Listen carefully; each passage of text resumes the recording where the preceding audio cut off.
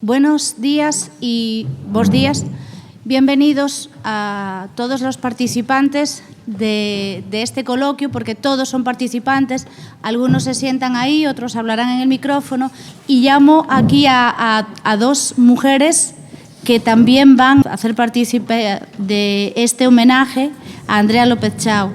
Ellas son Violeta Ramos, que es la realizadora de un documental. Ella es una cubana de Galicia, ella vive en Galicia, es cubana, pero está enamorada también de esa cultura que nos une y de esas mujeres que nos unen, y es la encargada de realizar un documental sobre la vida de Andrea López Chao.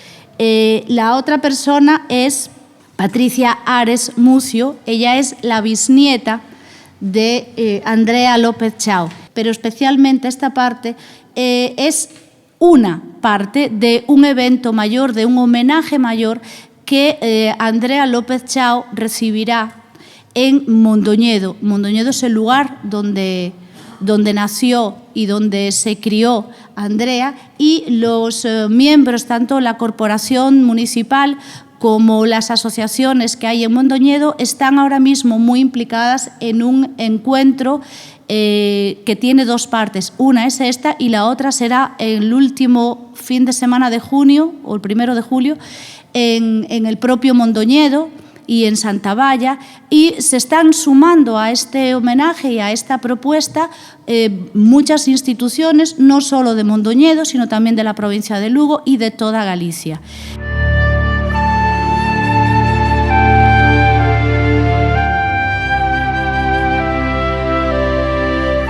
No ano 1927, Andrea ven de visita a Mondoñedo, xa era unha gran figura en Cuba, a directora do plantel Concepción Arenal, era unha persona que aquí se lle recoñeceu entonces a súa valía, que despois se esquece. Unha muller de aquí, que é referente, debería ser referente na historia de Galicia, na historia do feminismo galego, na historia da loita contra a explotación, na historia da loita polos dereitos humanos. Temos necesidade de incorporar a Andrea López Chao na nosa liñaxe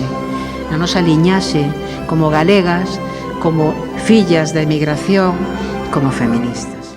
Esto es un proyecto que está en ciernes y bueno, pues estamos en ese proceso buscando toda la investigación que podamos para condensar la historia de la vida de Andrea en un material audiovisual, porque el testimonio histórico, para que quede registrado, y como el de ellas y tantas mujeres.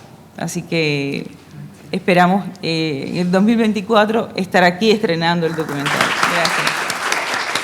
Bueno, ¿quién fue para mí Andrea López Chao?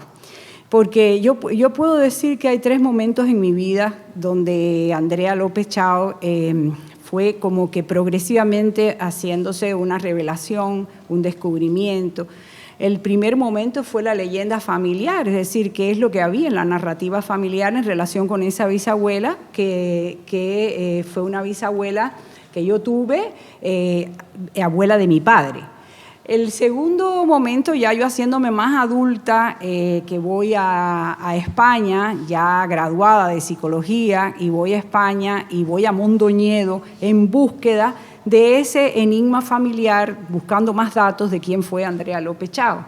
Y el tercer momento tiene que ver con la gran revelación, porque yo descubro tardíamente, más o menos en el año 2015, cuando ya yo me hice doctora en ciencias, que mi tema de investigación fue las familias cubanas. La gran revelación fue que mi bisabuela en el primer Congreso de Mujeres había hecho un discurso sobre la mujer y la familia. Y ahí quedé como que impactada de esa historia. Desde el punto de vista de la leyenda familiar, se decía en mi familia que la abuela de mi padre era gallega, viuda muy tempranamente, fue maestra y directora del plantel Concepción Arenal, yo eso lo sabía. Y como ella siempre fue una leyenda o una historia, que tuvo que ver conmigo, con que yo me parecía a ella, y la familia fue depositando en mí un cierto parecido a Mama Andrea. A mí me interesó mucho conocer su historia, que ella nació en Mondoñedo y que en 1936 adquiere la nacionalidad cubana a los 62 años, es decir, ella se naturaliza como cubana a los 62 años. Andrea enviuda a los 38 años y cría a sus 2 hijos sola, y desarrolló todo ese activismo fundamentalmente siendo una madre sola. Fue, por supuesto, una mujer muy avanzada para su época, y cuando yo me leo su discurso, ahí me quedo como impresionada de que ella había participado en ese primer congreso, reclamaba el derecho al sufragio femenino, la igualdad de derechos y deberes de las mujeres con los hombres, intentaba modificar la enseñanza y proteger la infancia. El tema de la prostitución femenina y la trata de mujeres, que era una realidad de las mujeres gallegas. Se pidió además una revisión de la legislación contra el adulterio en aquel momento, y el reconocimiento a las hijas legítimas es decir, fue un tema polémico, pero el reconocimiento de los hijos legítimos no se logró en ese primer congreso de mujeres. A 100 años de esos mandatos de la mujer, ¿qué podríamos decir?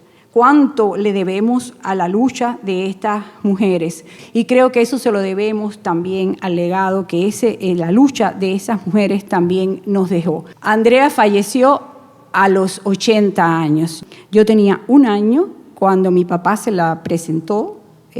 Quizás puso la mirada en mí, es probable, y solo después de leer su historia le puedo decir gracias por el legado. Gracias. Muchas gracias a todos ustedes, y ahora ya voy a pasarles la palabra. Ellos son Jorge Domingo, investigador del Instituto de Literatura y Lingüística. Él nos va a hablar de las gallegas contra el fascismo, un grupo de gallegas, de mujeres gallegas que vinieron en la época de la guerra como exiliadas, y su labor en este país. Después tendremos una ponencia que es a propósito de Mercedes Vieito Bouza, para lo que están aquí las investigadoras Rosa María, que es además su nieta, y Pilar Pitaluga, que es una joven recién egresada que ya está investigando. Y para finalizar este panel tendremos a Caridad Fernández, quien es presidenta de la Sociedad de Hijos de Ayuntamiento de la Capela y también de la Agrupación de Sociedades Gallegas de La Habana, de las sociedades territoriales. Y ella nos va a hablar de cuánto ha cambiado la vida de las mujeres desde Andrea Chao, que no la dejaban ser presidenta, hasta la cantidad de presidentas y de cargos directivos que tienen hoy en día nuestras sociedades gallegas. Gracias. Como ya decía Arantxa, voy a hablar brevemente, claro, por espacio de tiempo, sobre la labor antifascista, antifranquista de algunas gallegas aquí en Cuba. Algunas gallegas que sobresalieron, como el caso de María Muñoz de Quevedo, pianista, creadora y fundadora de varios coros, el caso de la poetisa Mari Morandeira, que también publicó muchos libros de poesía, y también podemos mencionar a otra gallega, María Viñals, ya la mencionaban aquí, que en los años 20 vivió alrededor de 6 años en Cuba, realizó una labor no solamente social, sino también en el plano de la defensa de la mujer, a través de la prensa, fundamentalmente de los periódicos La Lucha y Heraldo de Cuba. Bien, eso es lo que se refiere a grandes rasgos en las primeras décadas del siglo XX. Si Mercedes Vieito, debo decirlo también, hubiese existido en estos momentos con Internet, con el teléfono, con Facebook, con las redes sociales, tuviera miles de seguidores, porque los artículos eran cortos, pero intensísimos, y de una veracidad y una inteligencia extraordinaria. En el 1905 publica una serie de artículos dedicados a la Academia Gallega extraordinarios. O sea, se puede seguir la historia desde Cuba, de la Academia Gallega, a través de esos artículos. Ahora, ese artículo, por ejemplo, es muy novedoso Universidad Hispanoamericana en Santiago de Galicia. Ese está entre los artículos que desarrolla. Y está en una época muy temprana, 1904. Y este otro, La mujer gallega, el de 1905, también es muy interesante. Ella hace alusión a una figura española, pero que murió en Argentina, Concepción Jiménez de Flaquer, que tiene una extensa bibliografía feminista, cosa que ella traslada, o sea, Mercedes traslada aquí a La Habana y entra en debate a partir de la revista Galicia. Hay que decir que esto que pasó con la Sociedad Hija de Galicia, que su presidente era hombre y sus directivos principales eran hombres, a partir de que Andrea López Chao después se incorporó como vicepresidenta segunda, eso lo sufrieron todas las sociedades. Las sociedades gallegas se crearon en Cuba con hombres, con los gallegos nada más. Y después fueron incorporándose sus esposas, sus hijas, y con el tiempo pues fueron ya participando en las directivas, pero nunca de presidentas ni de secretarias, sino como vocales. Y como vocales pues empezaron a surgir los comités de damas en estas sociedades y formaron también comités de propaganda.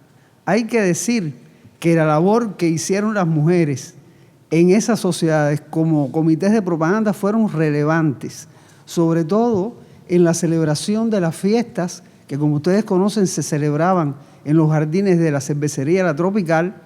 Ellas trabajaron fuertemente en esa divulgación para lograr la asistencia de las personas a esos festivales y, por supuesto, contribuir a que las finanzas de las sociedades pues se elevaran. Hay que decir que de las sociedades gallegas en Cuba hoy quedan 42 y nosotros formamos parte de las sociedades que representan a municipios y parroquias de Galicia aquí en La Habana. Esas sociedades que representan las sociedades de parroquias de Galicia somos 35. Somos 35. Yo soy presidenta de la Sociedad Hijos del Ayuntamiento de Capela y al mismo tiempo en el ámbito de la galleguidad pues presido la agrupación que desde el año 2015 se integró con estas sociedades y que todas radicamos en el segundo piso de lo que fue y es para nosotros el Centro Gallego de La Habana. Esa y no otra es la situación del ser humano en la familia, colocado entre los antepasados que bajan ante él y la posteridad que en él se origina, viene a ser como un eslabón en la cadena que extiende y enlaza la vida en la duración de los tiempos. Esas son palabras de ella. Yo me siento ese eslabón que enlazó su pasado con el porvenir. Muchas gracias.